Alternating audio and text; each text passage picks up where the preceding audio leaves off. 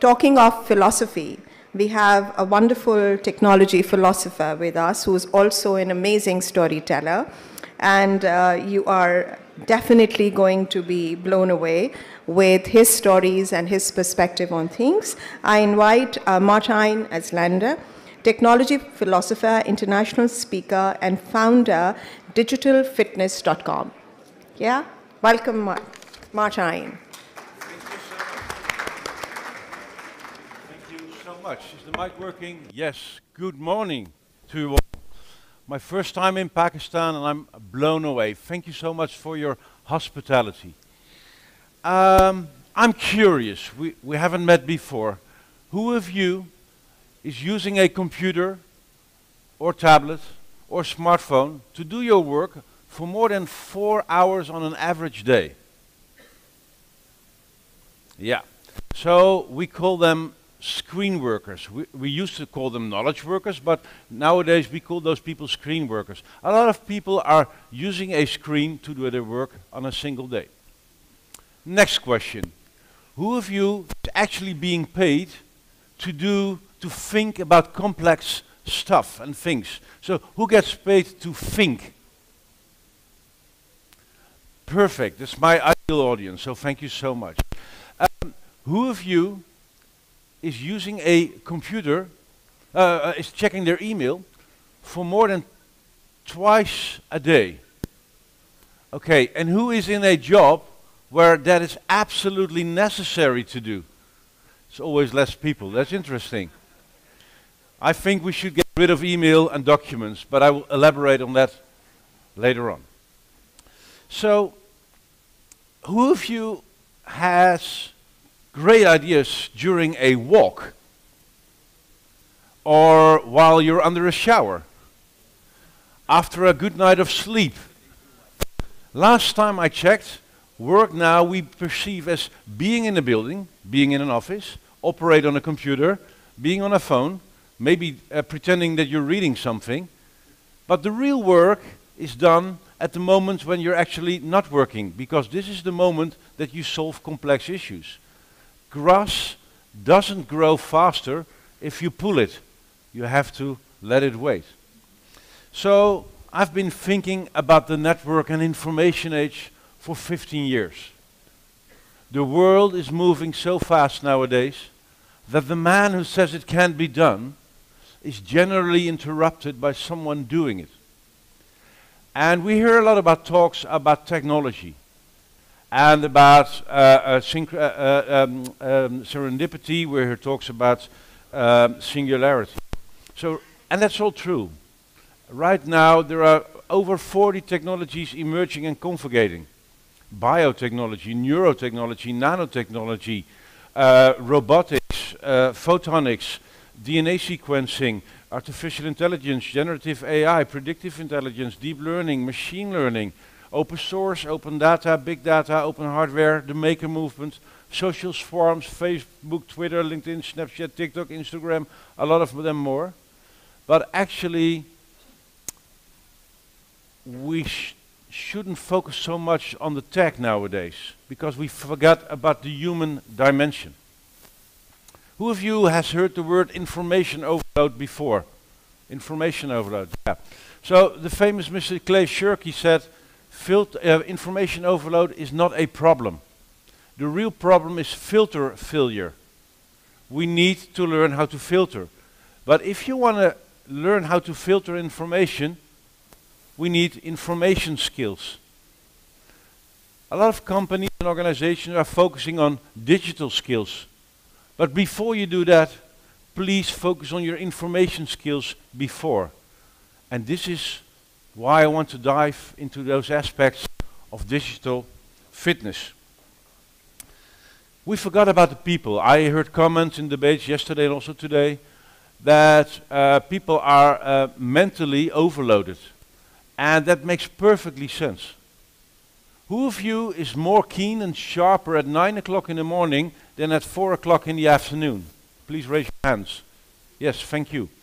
Who of you is more sharp and keen in the afternoon than in the morning? This is very interesting. This is the main reason for traffic jams in your country. 20% of your highest cost people are working at a moment that they shouldn't be allowed to be at work. Actually, if you get 20% of all the people out of the traffic jams, there are no traffic jams anymore, because that's enough. So 20% of all the people is sharper and keener, and you pay them to think, so their mind should work, in the afternoon. So don't let them go to the office in the morning. Don't have meetings with them, because their body is there, but their mind isn't. You're wasting a lot of human capital and human potential.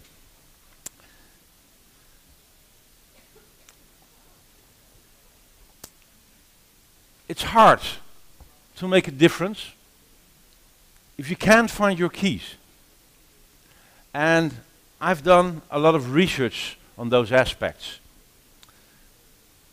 We heard about quiet quitting, people mentally phasing out of jobs. And where I come from, the Netherlands, we have like 4 or 5 million knowledge workers and screen workers. People are running away from companies. So it's very hard to find the right talents, but right now talent is moving away from big organizations because of 3 different reasons. The first one is managers. Peter Drucker, who coined the word knowledge work in the 50s, already said, don't manage knowledge workers, let them do their thing. You have to manage the process, but not the people. You have to lead, to inspire, to engage, to help them, to slap them every now and then, not too often, and you get sued. But leave them be.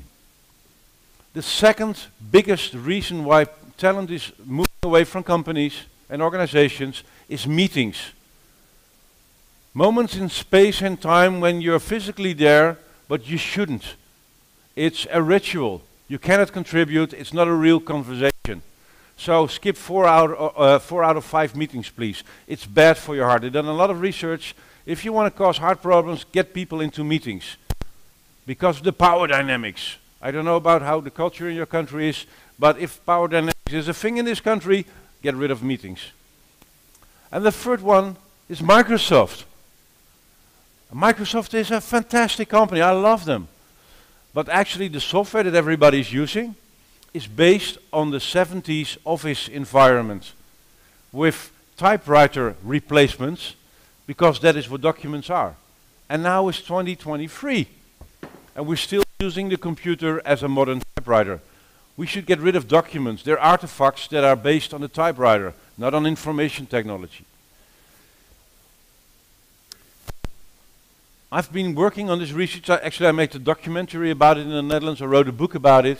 It will be published in English in the upcoming year. And the numbers are staggering.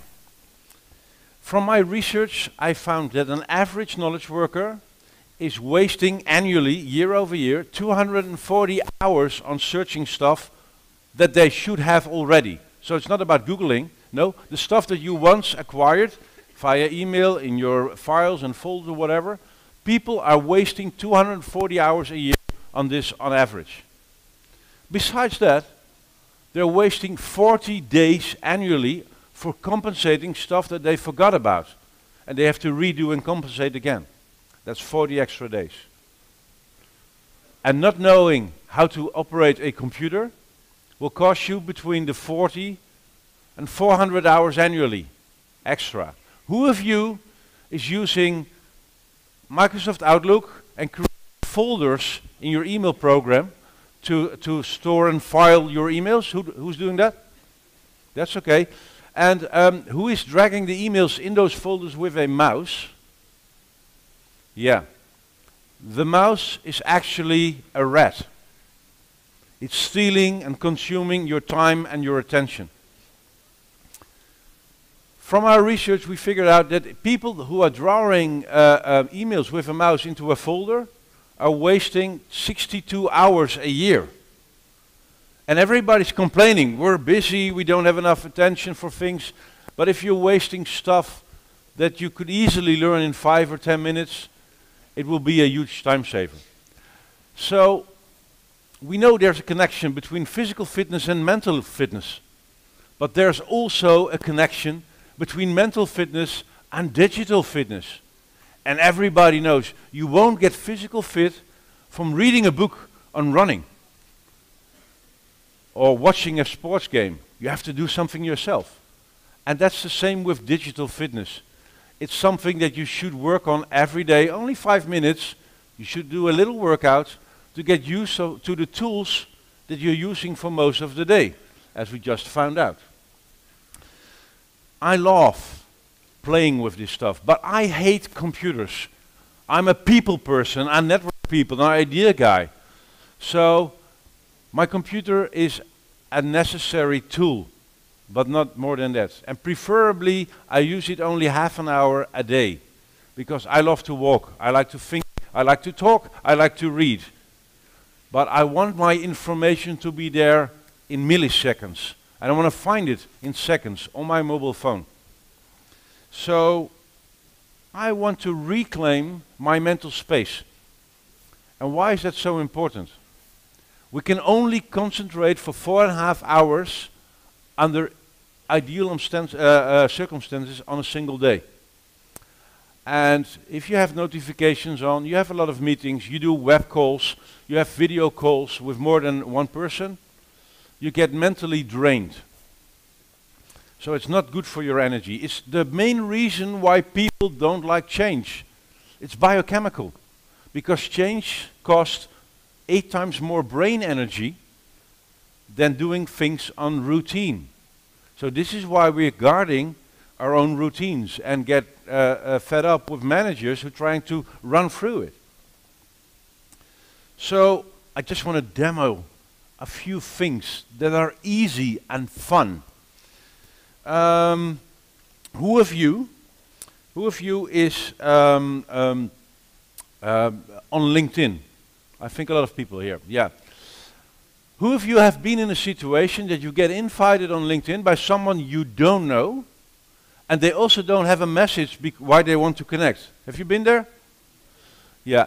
One of the occupational hazards of my job, being on stage, is that you get like 30 of them on a single day. So what do? Accept everybody? No way. Answering everybody? A lot of work. So I came up with a solution. It's called magic typing. The thing that I'm going to demo right now will save everybody in this room at least 30 to 40 hours a year. Please use half of that time for your relative and self-care, and the other half to learn a bit more. Who of you has an iPhone? Okay, they can profit immediately from this. For those people, get your iPhone out, go to the settings. Let's do that for the rest will be addressed as well, don't worry. Get your iPhone out, go to the settings, go to keyboard settings, and there's a button that nobody ever pushed. It's called text replacement. I prefer the term magic typing. Text replacement. With this option, you can do the following thing. I have a personal clicker called Kim. Kim, thank you so much. So, if you invite me on LinkedIn, oh, careful! Are you okay? Okay, I'm going to save you. You need a doctor? Okay. Sorry for that. Is there a doctor in the room? Yes, he's fine. Okay, back to Kim. So let's say you invite me on LinkedIn and I don't know you. I don't want to waste time in typing, so I only push a few letters on the screen. Kim, I have an abbreviation, boom. Okay, get rid of it, Kim, and do it again. So we cannot do this in slow motion. It goes that fast. Kim, can you do this again? Can you go back? Okay, get rid of it. Okay, we just type a short abbreviation, boom. And this also works on a smartphone. So we call this magic typing. You can predict what kind of patterns there are in your communication behavior, and there's actually a lot of stuff that you need every now and then. I get people that invite me after I was on stage in Pakistan. Kim, next one. So, this is like I created it especially for you for this conference. Look at that.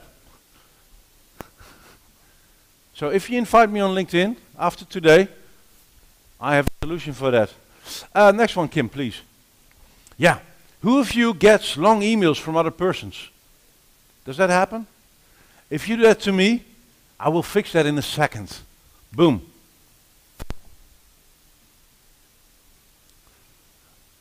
And there's actually a trick. I throw away the email after responding to it with this. So I can respond in a second, boom, boom, and they get this text. Then I walk out the room and I get a text or a WhatsApp message from somebody that I don't know. And most of them, there are people that send me a long email. And I have a solution for that. I call them. Hi, it's Martijn. You send me a long email. Yeah.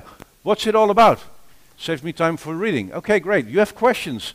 I give an answer. If I don't know the answer, I say, I don't know the answer. And here comes it. And then I say, are you happy? Yes. Bye. Hang on. There's no proof. There's no proof. So if anything goes sideways or the reality changes, I can say, oh, sorry, you misunderstood me. It saves you a lot of hassle. Okay, next one.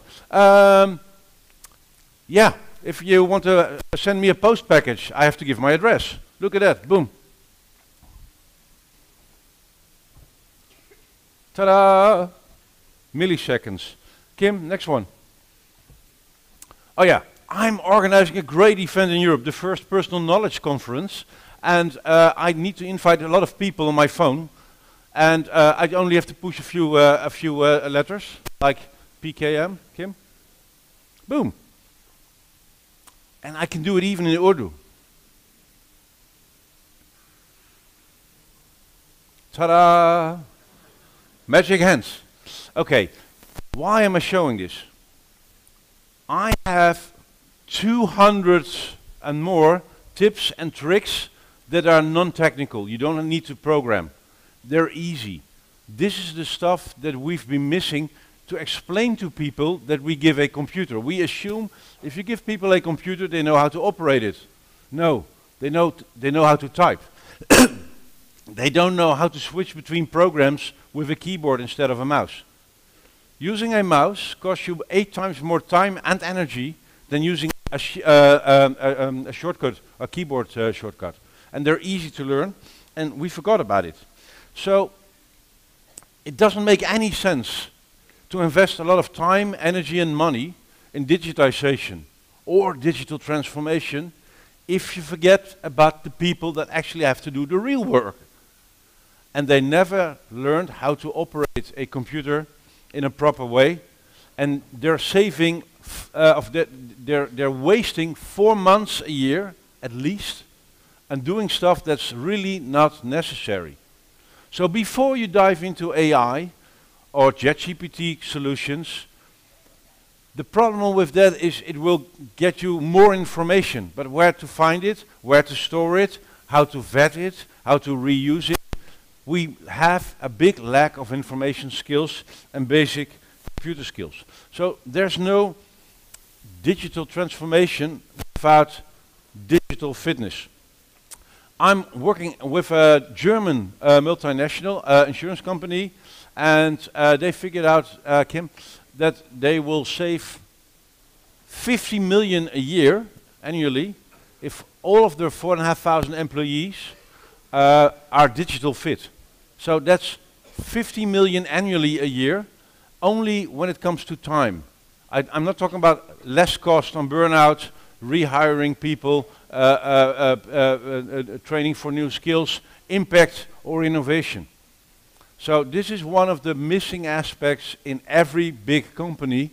We forgot about the basic use of computers and the impact that the lack of that has on our mental well-being.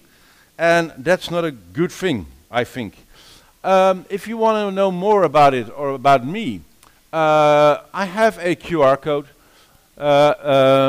Kim? Where you have it? Yeah, there's the QR code.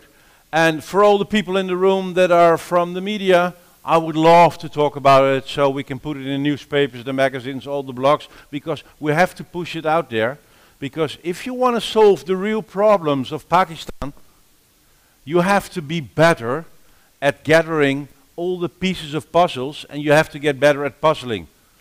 And if you figure out how to organize without organizations, and you figure out how to collect the information in a smart way, and to communicate in a smart way, all aspects of digital fitness, everything will be faster, better, but also better for the health of your people. And then you can think clearly again. Because the first thing that gets killed if you do busy work, like email all day and meetings, is your ability to figure out what's important and what's not important. So if your brain is busy, it doesn't know if you're doing important work or non-important work. And then you're busy with the wrong things. This is why young people at the moment worldwide have so much burnout. They're doing busy work, but not important work, and then they can't get good feedback on it because it was non-important work. And they're not aware of the fact that it's not important because they're too young. And then they fall, they get out of the organization, get sick, and you have to replace them. Not a good idea. Okay, I can talk for 15 hours, but I have to stop for right now. Thank you so much for having me. Good luck with this knowledge and content. I'll be here the entire day. Thank you so much, and have fun with the rest of the meeting.